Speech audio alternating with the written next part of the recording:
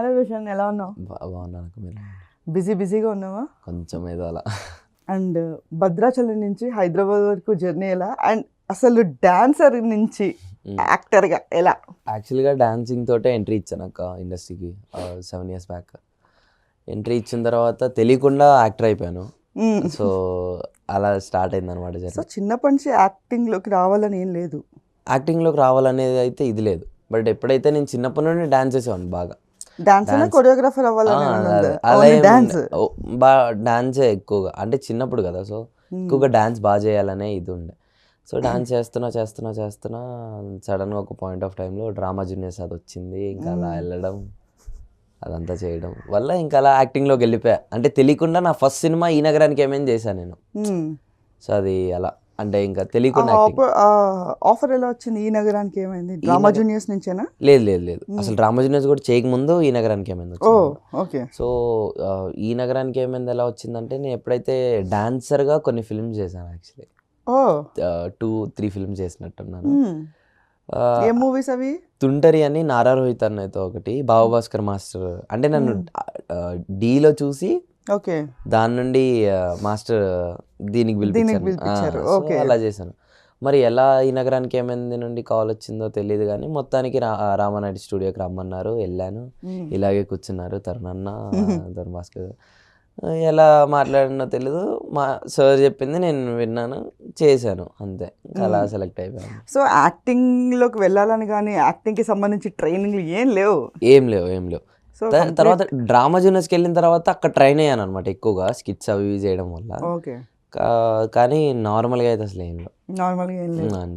So ఈ నగరానికి ఏమైంది తర్వాత? అంటే ఒక ఆఫర్ అంటే జనరల్గా ఫ్లూక్లో వచ్చిందని అనుకోవచ్చు, బట్ తర్వాత కూడా టాప్ మోస్ట్ మూవీస్ ఉన్నాయి. అసలు మిషన్ ఇంపాసిబుల్, రీసెంట్లీ విరూపాక్ష. అసలు ఆ విరూపాక్షలో ఆ క్యారెక్టర్ బాబోయ్, అది ఎలా అసలు? అది అంటే అక్క ఎప్పుడైతే ఇవన్నీ మూవీస్ చేసుకుంటున్నానో, ఈ నగరానికి ఏమైందిలో బాగా చేయడం వల్ల విశ్వక్సేన్ అన్న ఫలక్నామా దాస్లోకి తీసుకున్నాడు. అంటే బాగా చేశాను, బాగా అనిపించి అతనికి అన్నయ్యకి తీసుకున్నాడు ఫలక్నామా దాస్లోకి. దాంట్లో తీసుకున్నాడు. బట్ ఈ గ్యాప్లో చిన్న ఫిల్మ్స్ చేసుకుంటూనే ఉన్నాను అనమాట. ఎప్పుడైతే డ్రామా జూనియర్స్ ఇవన్నీ వచ్చాయో ఇక్కడ నుండి నా జర్నీ ఇంకా కొంచెం, అంటే ఒక్కొక్క స్టెప్ ఎక్కుకుంటూ ఉన్న టైప్లో వచ్చింది. సో ఇంకా పెరిగాయి కొంచెం అలా. సో పెరుగుకుంటూ ఇంకా పెద్ద సినిమాలు రావడం కూడా స్టార్ట్ అయింది. ఇంకా అలా విరూపాక్ష వచ్చింది, మిషన్ ఇంపాసిబుల్ వచ్చింది, ఇంకా ఇదంతా అలా. మిషన్ ఇంపాసిబుల్ వర్క్ చేసినప్పుడు ఎలా అనిపించింది? అంటే ఐ మీన్ అది ఒక మెయిన్ ఇది కదా. సో అంటే ఈ నగరానికి ఏమైంది ఫలక్నామా దాస్తో కంపేర్ చేస్తే మిషన్ ఇంపాసిబుల్ అనేది కొంచెం రెస్పాన్సిబిలిటీ ఉన్న క్యారెక్టర్. సో అది ఎలా ఉంది? అంటే చాలా కొత్తగా, అంటే అది అసలు ఆ ఆడిషన్కి వెళ్ళినప్పుడు అసలు నేను ఇంత పెద్ద క్యారెక్టర్ సెలెక్ట్ అవుతున్నాను కూడా తెలియదు. ఆ సినిమా అంత పెద్దది ఓన్లీ కిడ్స్ మీద అని కూడా నాకు తెలియదు. ఆడిషన్ ఇచ్చాను, తర్వాత స్క్రిప్ట్ ఇచ్చి స్టోరీ అంతా మాట్లాడుతుంటే అసలు ఏం అర్థం కాలేదు. అమ్మా ఏంటిది అని, అంటే అదొక కొత్త ఎక్స్పీరియన్స్ అక్క. అంటే అది ఎలా చెప్తాం ఇంకా, అంటే ఈ ఏజ్లో అలాంటి క్యారెక్టర్స్ రావడం అనేది నా లక్ అనుకోవచ్చు. ఇంకా ఓకే. సో స్టడీస్ ఉన్నాయా లేకపోతే అయిపోయాయా? లేదు, స్టడీస్. ఓకే. ఏం చదివా? ఇంటర్ సెకండ్ ఇయర్కి అసలు. ఓకే. సో అంటే జనరల్గా ఏ పేరెంట్స్కైనా కూడా మా పిల్లలు చదువుకోవాలి, టాప్ మోస్ట్లోకి వెళ్ళాలి అని అనుకుంటారు. సో మీ పేరెంట్స్ రియాక్షన్ ఏంటి ఈ జర్నీకి? అంటే చిన్నప్పుడు చదువుకుంటూ ఇది చేసేవాడినక్క. ఎప్పుడైతే ఈ ఫీల్డ్లోకి వచ్చానో నాకేది ఇష్టమైతే వాళ్ళు అదే ఎంకరేజ్ చేసేవాళ్ళు బాగా. సో వాళ్ళు ఎంకరేజ్ చేయడం వల్లే నేను ఈ స్టేజ్లో ఉన్నాను. వాళ్ళ బ్లెస్సింగ్స్. అవునక్క. అండ్ నిన్ను చూసి వాళ్ళు ఎలా ఫీల్ అవుతుంది? చాలా హ్యాపీ ఆబ్వియస్గా. ఎందుకంటే అసలు ఎక్స్పెక్ట్ చేయని సినిమాలు, ఎక్స్పెక్ట్ చేయకుండా అన్ని కంటిన్యూస్గా రావడం, ఇంకా అదే కష్టపడుకుంటూ కంటిన్యూగా చేస్తున్నా కాబట్టి వాళ్ళకి కొంచెం కష్టపడే టైంలో కొంచెం బాధ అనిపించింది. ఎప్పుడైతే సక్సెస్ నేను చూస్తారో వాళ్ళకి చాలా హ్యాపీ అనిపిస్తుంది. ఆబ్వియస్లీ మీరు హ్యాపీగా ఉంటే పేరెంట్స్ ఆబ్వియస్లీ హ్యాపీగా ఉంటారు. అవును. ఓకే. సో విరూపాక్షలో అంటే మామూలు క్యారెక్టర్స్ చేయడం వేరు, విరూపాక్ష వచ్చేటప్పటికి స్కేరీ అండ్ కొంచెం ఛాలెంజింగ్ క్యారెక్టర్ విరూపాక్షలో. అసలు బ్లాక్ మ్యాజిక్ చేయడము అది, అసలు ఆ క్యారెక్టర్ గురించి కానీ ఆ స్టోరీ చెప్పినప్పుడు ఏమనిపించింది అక్క? విరూపాక్ష అనేది చాలా మందిని ఫిల్టర్ చేశారంట. సేమ్ మిషన్ ఇంపాసిబుల్ కానీ, సలార్ కానీ, విరూపాక్ష కానీ ఇవన్నీ కూడా అంతే. చాలామందిని ఫిల్టర్ చేసిన తర్వాత కొంతమందిని ఫైనలైజ్ చేశారు. విరూపాక్షకి. చేసిన తర్వాత అందులో ఒక 5 మెంబర్స్‌ని ఉంచారు. 5 3 మెంబర్స్ అనుకుంటా. ఆ 3 మెంబర్స్‌ని అన్నయ్య కార్తీక్ అన్న క్యాబిన్‌లోకి తీసుకెళ్ళి ఇది ఇలా కావాలి, నాకేం అవసరం లేదు. ఆ సినిమాలో చూస్తే మీ అమ్మ నాన్నని చంపేస్తారు ఊరోళ్ళు వెళ్ళిపోతూ ఉంటారు. నువ్వు ఈ కిటికీలోని చూస్తూ ఉంటావు. మీ ఇల్లంతా కాలిపోతూ ఉంటది అన్న టైప్‌లో చెప్పారు. చెప్తే ఓకే అన్న టైప్‌లో అనుకోని ఆ రియాక్షన్సే కావాలి నాకు, ఏం డైలాగ్స్ ఏం వద్దని అన్నారు. ఓకే. సరే అన్న అనుకోని అందరికి పైన తీసుకెళ్ళి ఆడిషన్ చేయించారు. ఒక్కొక్కళ్ళు ఒకలా చేశారు, నేను ఒకలా చేశాను. సో అన్నయ్యకి మరి ఏం నచ్చిందో తెలియదు. ఓకే.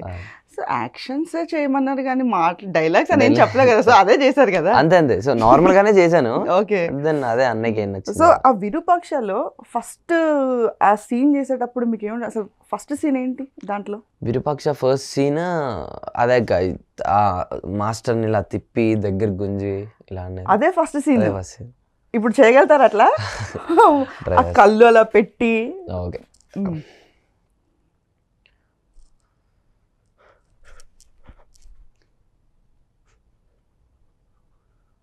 అదే అసలు నిజంగా చెప్పాలంటే అసలు అందరికీ అట్లా ఉండిపోయి ఉంటుంది కదా. అవునవును. మమ్మీ వాళ్ళు ఏమన్నారు దాన్ని చూసి? భయపడ్డారు. సేమ్ టైం చాలా హ్యాపీగా. ఓకే. అంటే ఇది చూసి చాలా మంది ఇమిటేట్ చేసిన వాళ్ళు ఉన్నారు తెలుసా? అవునవును. చాలా రీల్స్ చూసాను. చాలా మంది చాలా బాగా చేశారు వాళ్ళు కూడా. టఫ్ అనిపించిందా అలాంటివి చేసేటప్పుడు? కొంచెం అవి స్టార్టింగ్ లో వెళ్ళకపోతున్నాయి, అట్లా కొంచెం కాకపోతే అలా పైన పెట్టుకుంటే ఇక్కడ పెయిన్ వచ్చేది. ఓకే. సో విరూపాక్ష తర్వాత సాలార్ వచ్చిందా లేకపోతే దానికి? విరూపాక్ష తర్వాత సలార్. ఓ నో, విరూపాక్ష ముందే సలార్ వచ్చింది. ఓకే. 1.5 year ముందే సలార్ నాకు కాల్ వచ్చింది. ఇట్లా ఆడిషన్కి వెళ్ళాను, అంతా ఓకే అయింది, మేము మంచి క్యారెక్టర్కి ఫైనలైజ్ అయ్యాం అది ఇదని చెప్పారు. మీకు ఖచ్చితంగా ఉంటుందని చెప్పారు. ఓకే డన్ అనుకున్నాం. కట్ చేస్తే 1.5 year తర్వాత కాల్ వచ్చింది సలార్ అని. ఇది ఎప్పుడు మనం ఇచ్చావు, ఏంటి సలార్ వచ్చింది అంటే ఇచ్చింది కూడా గుర్తులేదు అసలు. 1.5 year కదా. సో ఈ మధ్యలో ఎన్నో సినిమాలు చేసుకుంటే ఎన్నో ఆడిషన్. సో మనం ఎప్పుడు ఇచ్చాం సలార్ తర్వాత గుర్తొచ్చింది, అరే మనకి మురళి అన్న కాల్ చేశాడు ఏడి అన్నారు. కానీ ఇంకా అలా షూట్కి వెళ్ళడం జరిగింది సలార్. సో లైఫ్ కెరియర్ చూసుకుంటే అటు ఫలక్నామా దాస్ అది కూడా కొంచెం మాస్, విశ్వక్సేన్ గారు, అండ్ ఇక్కడ చూసుకుంటే మన చిరంజీవి గారి ఇది మన సాయి ధర్మ తేజ్ గారు వాళ్ళ ఫ్యామిలీ నుంచి, అండ్ మిషన్ ఇంపాసిబుల్ చేసినప్పుడు కూడా మీకు చిరంజీవి గారు కాంప్లిమెంట్స్ ఇచ్చారు. అండ్ ఎలా అనిపించింది ఇట్లా చిరంజీవి గారితో మాట్లాడినప్పుడు, అసలు ఆయన పొగిడినప్పుడు? How you felt? నా లైఫ్లో మెమరబుల్ మూమెంట్ ఏదైనా ఉందంటే అదే అక్క. ఎందుకంటే మెగాస్టార్ గారిని చాలా పెద్ద డ్రీమ్ అది. అలాంటిది ఆయన నా గురించి మాట్లాడడం, చెప్పడం, డాన్స్ చేసి ఆయన ముందు సార్ దాని గురించి చెప్పడం, అసలు అదంతా కల్లా అయిపోయింది అక్క. అదే ఇంకా నా లైఫ్లో బెస్ట్ ఇంకేదైనా మూమెంట్ ఇన్ని రోజుల నుండి ఏం సాధించారా అని ఒకసారి ఆలోచిస్తే ఆయన దగ్గర నుండి అది ఇంకా కొన్ని ఫిలిమ్స్ మెయిన్ అయితే చిరు సార్దే ఉంటుంది అక్క. మన ఇండస్ట్రీలో సాధారణంగా డాన్సర్ అంటే మనకి ఫస్ట్ గుర్తొచ్చేది మెగాస్టార్ గారే. ఆయన ముందు నువ్వు పర్ఫామ్ చేసావు, సో దానికి ఆయన కామెంట్ కూడా చేశాడు. So that was the memorable moment చాలా అసలు. ఎందుకంటే మళ్ళీ పైకి వచ్చిన తర్వాత జోక్ కూడా వేశారు సార్, నువ్వు ఇంత బాగా చేసావు, మళ్ళీ నీలా నన్ను ఏమంటే అంత బాగా వేస్తానో లేదో తెలియదు రా అన్న టైప్లో వేశారు. సో అదే టైంలో క్లిక్ చేసిన పిక్చర్ నా దగ్గర ఉందన్నమాట. ఇంకా అవన్నీ మెమరబుల్, ఇంకా అవన్నీ గోల్డెన్. సో సాలార్ వచ్చేటప్పటికి అది అసలు ఒక డిఫరెంట్ గెటప్. అది అసలు ఇప్పుడు మిమ్మల్ని చూసి ఇట్లా నేను అసలు ఆ జుట్టు మొత్తం ఇట్లా పెట్టి, ఆ నోస్ రింగ్ పెట్టి ఖేతు, అదేంటి అసలు ఆ క్యారెక్టర్ ఎలా వచ్చింది, ఎలా అనిపించింది చెప్తూ ఉంటే? అంటే ఆ క్యారెక్టర్ నాకు చెప్పిన తర్వాత కార్లో, అంటే ముందే కాల్లో చెప్పారు ఇలా ఉంటుంది అనేసి. తర్వాత కార్లో film city, Ramoji film city వెళ్ళే దారిలోనే స్క్రిప్ట్ ఇచ్చాడు నాకు ప్రకాష్ అన్న. అది చదువుకున్న తర్వాత అంతా అయిపోయింది. సెట్కి వెళ్ళిన తర్వాత అంటే యాక్చువల్లీ లుక్ టెస్ట్ చేసేటప్పుడే నాకు తెలుసు నా క్యారెక్టర్ ఎలా ఉంటుందని. ఎందుకంటే ఆ లుక్ అది అంత బాగా, ఇది హెయిర్ స్టైల్ ఎలా ఉంటే బాగుంటుంది, 2-3 హెయిర్ స్టైల్స్ కూడా చూపించాం, ఫొటోస్ తీసి ప్రశాంత్ సార్కి పంపించారు. సో ప్రశాంత్ సార్ అందులో ఒకటి ఫైనలైజ్ చేశారు, అదే మీరు ఏదైతే సినిమాలో చూసారు. సో ఇంకా అలా కాబట్టి నాకు అంత ఐడియా ఉంది. నాకు అనిపించింది అబ్బా అంటే చాలా రాస్టిక్గా భలే ఉంది ఇది అన్న టైం. అంటే ఆ సినిమాలో మనం చూసినట్లయితే ఎప్పటిదో ఆ గ్రే బ్యాక్గ్రౌండ్, మొత్తం ఓల్డ్, కొంచెం కసిగా, కొంచెం పగ్గతోటి ఆ ఎలివేషన్స్ ఉంటాయి. సో అది చేస్తున్నప్పటికి విరూపాక్ష చేసిన తర్వాత ఇది పెద్ద అనిపించి ఉంటుంది కదా.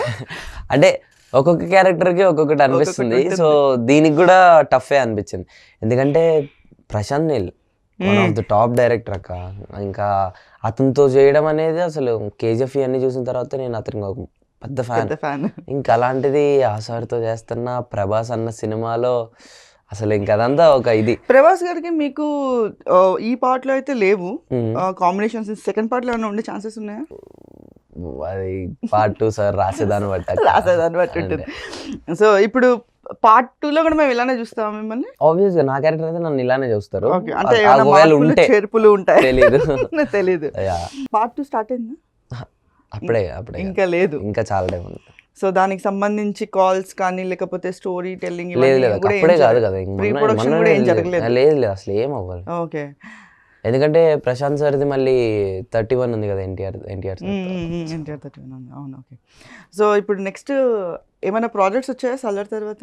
అంటే కొన్ని ఇంతకు ముందు ఉన్నాయే, అండ్ దెన్ ఇప్పుడు అంటే కాల్స్ వచ్చాయి. ఓకే, ఎవరెవరితో వర్క్ చేస్తున్నారు ఇప్పుడు? చేస్తున్నాం మంచిగా. చెప్పకూడదా అంటే సో డ్రీమ్ హీరో ఎవరైనా ఉన్నారా వీళ్ళతో నేను వర్క్ చేయాలి అని చెప్పేసి? అంటే Prashanth Neel is one of the director తో వర్క్ చేయాలని అనుకున్నారు. సో అలా డైరెక్టర్స్ ఉన్నారు, యాక్టర్స్ ఉన్నారు, అలా ఒక్కళ్ళే అన్న టైప్ లో ఏం లేదు. బట్ చిరు సార్ తో కూడా స్క్రీన్ చేస్తే పవన్ కళ్యాణ్ ఎవరు ఫేవరెట్ హీరో? అందరు ఫేవరెట్ అక్క. ఎలా అంటే ఎలా ఒక్కొక్కరి దగ్గర నుండి ఒక్కొక్కటి గ్రాప్ చేసుకుంటా, కొత్త సినిమాలు వస్తూ ఉండే కొద్దీ ఒక్కొక్కరికి ఫ్యాన్ అవుతూ ఉంటా. ఓకే, సో ఇప్పుడు హీరోస్ లో ఫేవరెట్ అడిగాను కానీ హీరోయిన్స్ లో మాత్రం క్రష్ అడగాల అంతే. సో ఎవరు క్రష్ ఉన్నారా? అనుపమ పరమేశ్వరన్. ఓ అనుపమ. సో మరి తనతో వర్క్ చేయాలని అనుకోవట్లేదా? వర్క్ చేయాలని అనుకుంటున్నాను, కాకపోతే ఒకవేళ వర్క్ చేస్తే తమ్ముడు క్యారెక్టర్ అలా క్యారెక్టర్ ఇస్తారో అని భయం వేస్తుంది. బెస్ట్ కాంప్లిమెంట్స్ ఏంటి అంటే మూవీ పరంగా, లేకపోతే ఇప్పుడు జనరల్గా మీ ఫ్యామిలీ మెంబర్స్లో కావచ్చు, మీ పేరెంట్స్, మీ రిలేటివ్స్, మీ ఫ్రెండ్స్, చాలా అంటే వీళ్ళు ఇచ్చే ప్రతి ఒక్క కాంప్లిమెంట్ నాకు బెస్ట్ అక్క. అంటే పర్టికులర్గా అంటే ఏం లేదు, ప్రతి ఒక్కటి బెస్టే. అండ్ దెన్ ఇలా ఇప్పుడు ఇందాక ఎలా అయితే చెప్పానో సార్ వాళ్ళు కూడా అలా యాక్ట్ చేసినప్పుడు అది ఇచ్చేది కాంప్లిమెంట్ ప్లస్ బెస్ట్ మెమొరీ కూడా. సో స్కూలింగ్ అంతా ఇక్కడేనా? హైదరాబాద్. సో హైదరాబాద్ పిల్లాడివే. మీ కాలేజ్ నుంచి కానీ లేకపోతే మీ ఫ్రెండ్స్ ఇప్పుడు ఎలా ఫీల్ అవుతున్నారు? చాలా అసలు వాళ్ళకి తెలియదు కూడా నేను సలార్లో ఉన్నాను. అందరు టికెట్లు బుక్ చేసుకొని సలార్ చూసేసరికి ఓడి అమ్మారే మామ నువ్వు ఉన్నావేంట్రా, మాకెందుకు చెప్పలేదురా నువ్వు? ఓకే, సో ఎవరికి చెప్పలేదు అసలు. స్క్రీన్ మీద చూసి తెలుసుకోవాలని అనుకున్నారా? అంటే కొత్తది కదా, మనం రివీల్ చేయడం ఎందుకు, సడన్ గా చూసి ఫీల్ అవుతారు. బాగానే గుర్తుపట్టారు. అయ్యో గుర్తుపట్టి ఎలా ఉంటారు. సో ఇప్పుడు హెయిర్ స్టైల్ అనేది కావాలని పెంచుకున్నారా లేకపోతే అది బై బర్త్ అలా ఉందా? బై బర్త్ కర్లీ అనమాట. కొంచెం డ్రామా జూనియర్స్ ఈ టైంలో వచ్చేసరికి కొంచెం సిల్కీ అని షార్ట్ అలా ఉన్నాయి. ఇంకొన్ని సినిమాలు చేస్తున్న కొద్ది ఏమైందంటే నా హెయిర్ మళ్ళీ చిన్నప్పుడు ఎలా ఉండేనో గ్రోత్ కానీ ఆ కర్లీ కానీ అలానే ఉంది. సో నేను ఎక్కువ పెంచుకోవడానికి కారణం ఒక సినిమా. ఆ సినిమా నుండి ఏమైందంటే ఇలా పెంచుకుంటే చాలా అడ్వాంటేజెస్ ఉన్నాయి. ఎలా అంటే అలా మోల్డ్ చేసుకోవచ్చు. ఇప్పుడు చిన్నగా ఉంటే దాన్ని ఎలా మోల్డ్ చేసుకోలేము. అది పెద్దగా ఉందనుకోండి, ఇప్పుడు సలార్లో మనం చేసినట్టు వెనకాల చేసుకోవచ్చు, లేదా దీన్నే స్ట్రైట్ చేసుకొని సైడ్కి ఇది చేసుకోవచ్చు, లేదా మొత్తం ఆయిల్ పెట్టేసి అలాంటి క్యారెక్టర్ అంటే వెనక్కి పెట్టేయచ్చు. సో చాలా అడ్వాంటేజెస్. ఓకే, సో ఇన్ని అడ్వాంటేజెస్ ఉన్నాయి కదా. ఇప్పుడు మీకు వచ్చే అప్కమింగ్ మూవీస్లో ఎవరైనా అసలు హెయిర్ తీసేయాలంటే అప్పుడు ఏం చేస్తారు? అంటే తీసేయమని అయితే ఎవరు చెప్పరు. ఏమో ఒకవేళ క్యారెక్టర్ కుళ్ళు కదా మీకు అలా ఏం లేదు, క్యారెక్టర్ డిమాండ్ చేసి ఒకవేళ హెయిర్ ఉండకూడదు మీకు అని అంటే అప్పుడు ఏం చేస్తారు? డిపెండ్స్ అక్క. అంటే just I'm kidding, I'm pulling your leg. But కాకపోతే ఏంటంటే యాక్టింగ్ కి క్యారెక్టర్ కి ఇంపార్టెన్స్ ఇస్తారా, మీ హెయిర్ కి ఇంపార్టెన్స్ ఇస్తారా? అంటే వాళ్ళు యాక్చువల్లీ నా హెయిర్ తీసేసి చూడాలని ఎవరు అనుకోరు. ఒకవేళ అనుకోని ఇలా పెద్ద డైరెక్టర్స్ కానీ ఎలా ఒకవేళ క్యారెక్టర్ ఫుల్ గా డిమాండ్ చేసి ఏదైనా అయితే చెప్పలేమంట. Okay, but apart from jokes hair style మాత్రం ఇదే బాగుంది. That was a fetching actually. మీకు చాలా ఫెచ్ అవుతుంది హెయిర్ స్టైల్, అంత తొందరగా ఉండదు. అమ్మాయి వేషం కూడా వేసేయచ్చు.